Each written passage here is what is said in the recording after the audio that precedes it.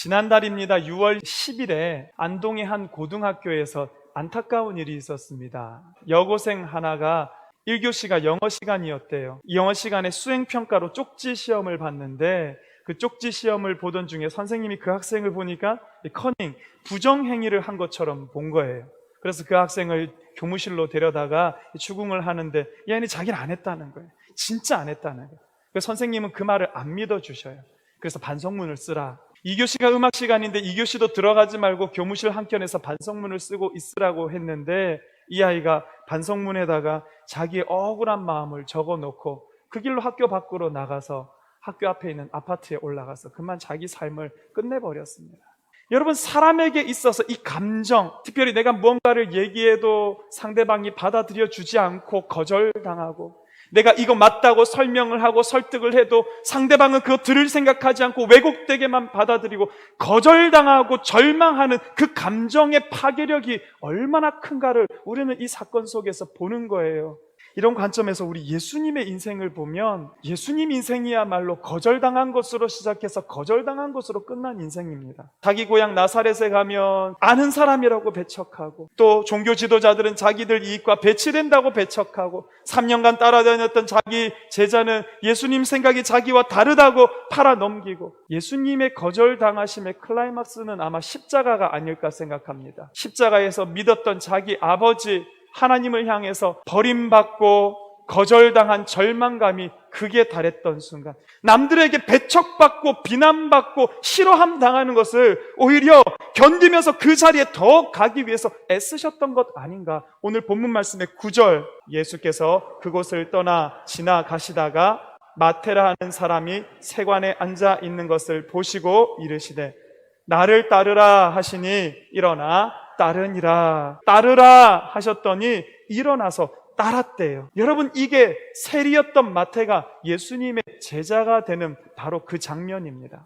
당시의 종교 지도자들은 이런 말을 거침없이 했답니다. 세리, 창녀, 사마리아인들에게는 거짓말을 해도 그 거짓말이 죄가 되지 않는다. 그런 세리 마태를 제자로 부른 게 이게 지금 큰 일인데 그걸로 끝이 아니에요. 10절, 예수께서 마태의 집에서 앉아 음식을 잡수실 때에, 여러분, 그게 끝이 아니에요. 또 많은 세리와 죄인들이 와서 예수와 그의 제자들과 함께 앉아 있었다라는 것입니다. 이 말 앞에는 우리말로 해석은 안 되었는데 헬란말로 카이이두라는 이 두 단어가 생략이 되었습니다. 뜻을 풀어보면 뭐냐? 그리고 보라라는 뜻입니다. 놀랄만한 일을 말하기 전에 주변을 환기시키면서 그리고 봐라! 뭘 보라는 겁니까? 많은 세리와 죄인들이 와서 예수와 그의 제자들과 함께 앉았다. 이 얼마나 놀라운 일이냐? 바리새인들이 보고 그의 제자들에게 이르되 어찌하여 너희 선생은 세리와 죄인들과 함께 잡수시느냐? 굳이 왜 이렇게까지 하셨어야 됐냐라는 겁니다. 아니, 마태 아니면 세리 아니면 제자로 뽑을 사람이 없었을까요? 꼭 뽑았어야 된다고 합시다. 그러면 이렇게까지 뻑적지근하게 티를 내면서 뽑으셔야 됐을까요? 조용히 시작하셨으면 안 되었을까? 잔치를 베풀고 사람들이 찾아오고 거기에 유유상종이라고 불릴 만한 세리들, 죄인들 함께 모여서 왜 잔치를 했을까라는 것입니다. 의도가 있다라는 겁니다. 우리는 그 의도를 12절 그리고 13절 하반절에서 찾아볼 수 있습니다. 예수께서 나는 의인을 부르러 온 것이 아니요 죄인을 부르러 왔노라 하십니다. 온몸으로 드러내고자 하는 게 뭔지 여러분 보이십니까? 내가 이 땅에서 누구를 부르고 있는지 좀 보라는 겁니다. 들어보라라는 것입니다. 첫 번째로 부른 이들은 세리와 죄인을 예수님께서 부르십니다. 제가 부목사로 사역하는 7년여간 늘 전도를 담당하는 목사였습니다. 커피를 가지고 물티슈를 가지고는 기본이고, 어떤 때는 떡볶이도 만들고 부침개도 만들고 어묵국도 만들고 온갖 걸 가지고 다 나갔습니다. 많은 분들을 만나는데요, 참 재미난 부류들이 있어요. 커피 한 잔 받아 들고는 그냥 안 가시고 말을 붙입니다. 아유, 나 같은 사람은 교회 가면 안 돼요. 그럼 제가 그냥 또 멋쩍으니까 물어봅니다. 아니, 왜요? 나는 죄가 많아서 나 같은 죄인은 교회 가면 안 돼. 나는 예수 믿을 자격 없다. 어찌 보면 겸손해 보이는 이 말이 사실은 지나고 생각해 보면 이렇게 교만 중에 교만한 말이 없을 수 없는 거예요. 내가 판단해 보건대 나는 부적합해, 예수님 안 믿어야 돼, 누가 그에게 그런 결정을 할 권한을 주셨냐라는 것입니다. 오늘 성경 가운데서 마태가 예수님 제자 되기 위해서 했던 유일한 일이 뭔지 한번 살펴보십시오. 9절 뒷부분입니다. 나를 따르라 하시니 일어나 따르니라. 그것도 이게 굉장히 짧은 순간적으로 일어난 일입니다. 예수님 지나가시다가 세관의 마태를 보고 나를 따르라 그랬더니 마태가 일어나 따랐던 거예요. 그가 일어나서 예수님 따르겠다고 한 그 순간이 뭡니까? 죄인이었던 마태가 제자가 된 순간이었다라는 것입니다. 죄인된 성도들아, 너희들도 예수님이 너희를 부르기 위해서 왔다, 오라라고 말씀하시는 것을 우리는 들어야 한다라는 것입니다. 황골탈태에 가까울 만한 그런 회개의 열매를 맺기도 전에, 오랜 시간 검증받기도 전에 예수님께서는 죄인된 우리를 불러주셨고, 우리가 일어나서 따라가기만 하면 그를 부르기 위해서 이 땅에 오셨노라고 말씀하고 계시는데, 여러분 그 음성을 듣는 저와 여러분 되기를 간절히 바랍니다. 예수님 그러면 이런 죄인들만 위해서 오셨는가? 제가 청년부 때 일입니다. 진짜 열심히 했었어요. 지적 장애가 있는 이 30살 넘은 형이 하나 있었는데 그 형은 모든 모임에 다 같이 나왔었어요. 이게 막 알아듣기도 힘든 말을 하면서 분위기를 막 흐려놓습니다. 지금 생각해보면 참 잘못된 마음인데 그때 제가 무슨 생각했냐면 저 형만 좀 없으면 좋겠다.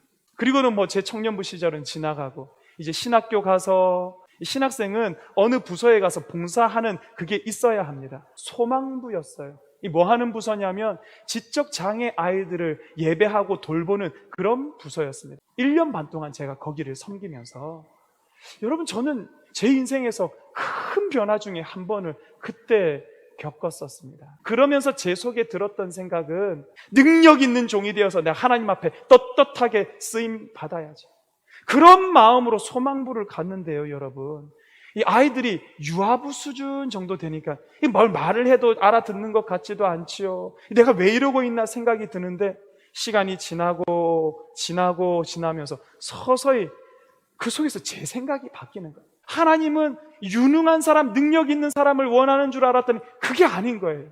하나님의 눈은 저 아이들을 향하고 있네, 저 연약한 아이들을 이렇게 사랑하시네.